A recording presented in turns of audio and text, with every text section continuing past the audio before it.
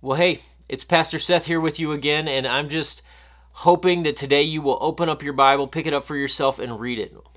Whether that's on your phone, whether it's a paper Bible, whatever that looks like, I don't care where you open it, and I pray that you pray, God, would you open your word to me? Would you help me see you? Would you remind me of what is really true? And I just decided I'm going to spend a few days just looking at the book of First Peter, just going verse by verse through it, because it was written to a group of people who were undergoing suffering for their faith. And yet in the first chapter we find a ton of hopefulness, which tells me that even in the midst of suffering, for people who know Jesus, we can have hope. Even if we are being persecuted for our faith, and we are not, for most of us in America, we can have hope in the face of that. He says this in verse 12, therefore, preparing your minds for action, which is an interesting phrase in and of itself, and being sober-minded. Preparing your minds for action, being sober-minded, set your hope fully on the grace that will be brought to you at the revelation of Jesus Christ.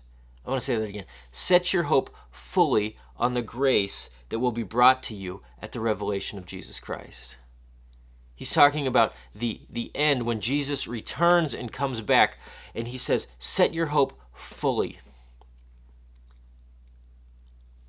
on that grace, on the benefits that you're going to enjoy, on what that is going to be like when he comes and returns for the people that he died to save, to take them to the place that he has prepared. Set your hope fully on that grace.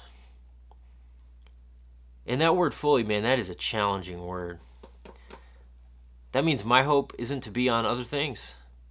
It means my hope isn't to be on like my circumstances. My hope is not to be on who wins the election or doesn't win the election. My hope is not to be on when COVID-19 gets over. My hope is not to be on how my finances are doing. My hope is not to be on how my children turn out. My hope is not to be on how my health holds out. My hope is not on any of those things. It's not to be, but it's to be fully on the grace that will be revealed to me, that will be brought to me, and to everyone who knows Jesus at the revelation of Jesus Christ when he comes again.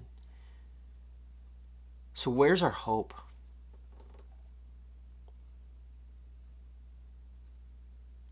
Where's my hope today?